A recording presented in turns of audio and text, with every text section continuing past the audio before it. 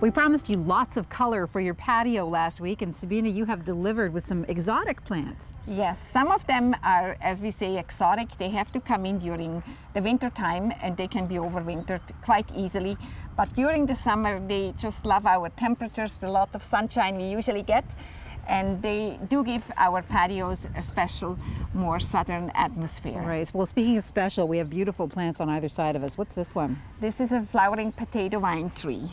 And it's 8 years old, and in the fall I just trim it back with the hedge trimmer, and it is beautiful from now on till late October. And it always flowers. Hummingbirds and butterflies love it. Amazing. And this one is stunning too. This is a bougainvillea. It's the most vibrant color. There are many different colors in bougainvilleas.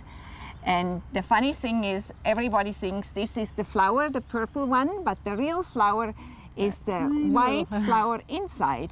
The colored leaves are only there to attract the insects, and hummingbirds and butterflies can hardly stay away from it. Now, you've got plenty of plants in here people will recognize as traditional, but then you've got something exotic mixed in.